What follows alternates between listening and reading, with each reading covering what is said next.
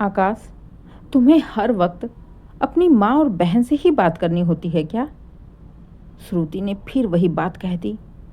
आकाश mobile में अपनी माँ से बातें कर रहा था कि पास में ही बैठे बैठे श्रुति ने ताना मार ही दिया। आकाश ने श्रुति की ओर आंखें उठाई मगर कुछ कहा नहीं।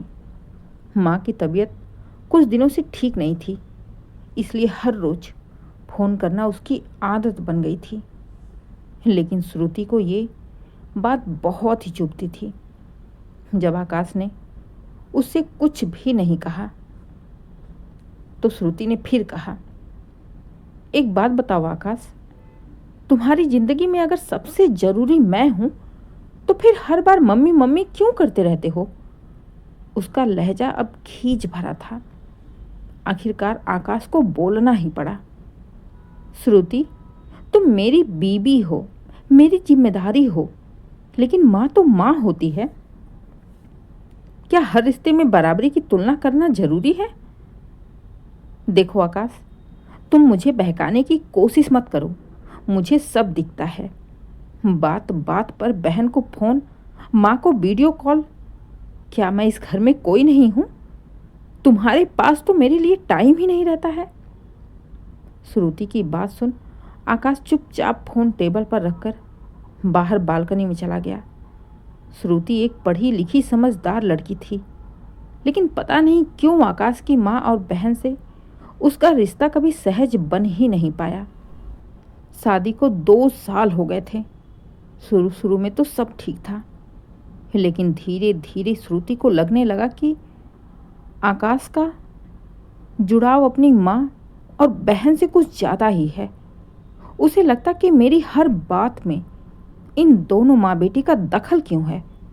मैं कुछ भी कहूँ तो आकाश मम्मी से पूछेगा पहले। श्रुति की चिढ़ को देखते हुए आकाश ने उसे कई बार समझाया, कई बार प्यार से बातें भी की, मगर हर बार बहस वहीं लौट आती। तुम्हें अपनी माँ ज़्यादा प्यारी है या मैं? अब इस बात का जवाब भला आकाश क्या दे? ना माँ की जगह पत्नी ले सकती है और ना ही पत्नी की जगह माँ ले सकती है। लेकिन ये बात श्रुति समझ ही नहीं पाती, जिससे गुस्से में आकर आकाश उसके ऊपर और चिल्ला पड़ता। बात बनने की जगह और बिगड़ जाती। कितनी बार तो श्रुति की माँ ने भी श्रुति के इस व्यवहार को लेकर समझाया था, लेकिन श्रुति को एक अलग ही भूत सवार था। ना वो खुद सास ननद से बातें करती और ना ही चाहती कि आकाश बात करे। लेकिन आज श्रुति के रोज रोज के सवालों के चलते आकाश ने भी तय कर ही लिया कि अब वो श्रुति को ताने नहीं देगा, चिल्लाएगा नहीं और ना ही समझाएगा।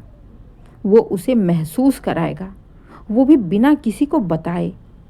एक ऐसा सबक जिसे श्रुति अपने दिल से समझे, जुबान से नहीं। और वो दिन था सोमवार। आकाश ने उस दिन से माँ से बात करना बंद कर दिया। बहन से चैट भी नहीं, कॉल, वीडियो कॉल सब बंद। ये देख श्रुति थोड़ी हैरान जरूर हुई, तो उसने आकाश से पूछा, आकाश, आज मम्मी से बात नहीं की? आकाश ने मुस्कुराकर कहा, नहीं, ज़रूरत ही नहीं समझी। अगले दिन फिर वही बात, तीसरे दिन भी वही। जब लगभग 5 दिन बीत गया और आकाश अपनी माँ और बहन से बातें नहीं किया तो श्रुति को अजीब लगा। उसने मन ही मन सोचा, ऐसा कैसे हो सकता है कि आकाश अपनी माँ से बातें ना करे? धीरे धीरे 1 हफ्ता निकल चुका था। आकाश फ़ोन में बस ऑफिस की बात करता, खाना खाता और फिर अपने कमरे में चुपचाप जाकर किताबें पढ़ता।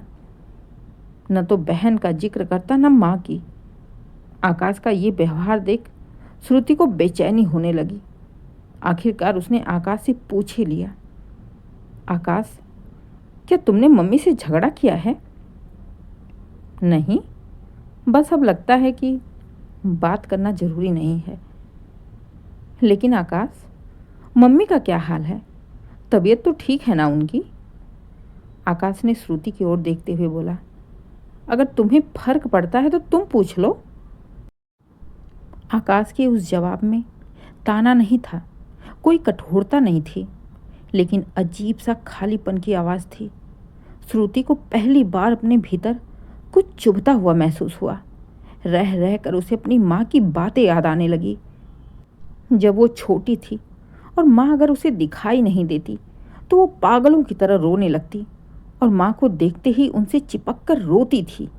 तो माँ कहती, बेटा तुम रो क्यों रही हो?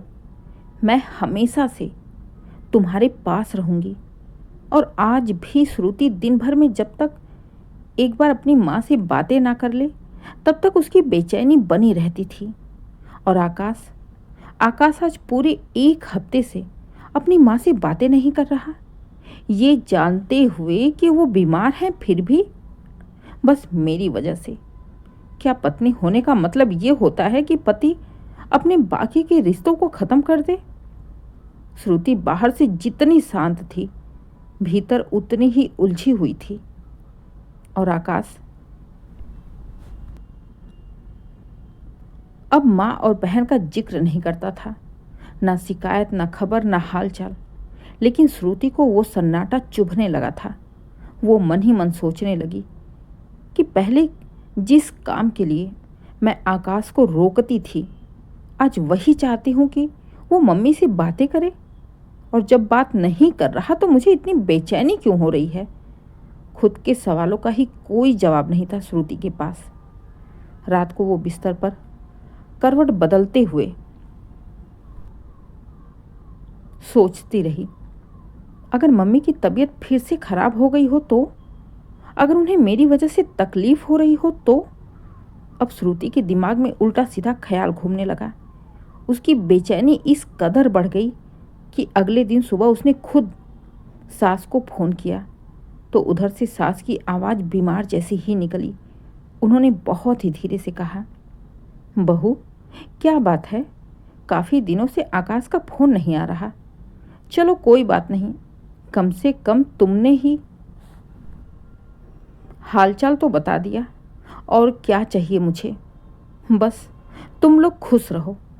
सास की ये बात सीधी उसके दिल के अंदर कहीं चुभ गई। आकाश का बर्ताव बिल्कुल पहले जैसा ही था, विनम्र, शांत, लेकिन अब वो भावहीन था। वो अब सिर्फ वही करता जो जरूरी था। कोई प्यार भरी छेड़खानी नहीं, ना ही श्रुति के सवाल पर कोई जवाब, ना ही उसके मायके का कोई जिक्र।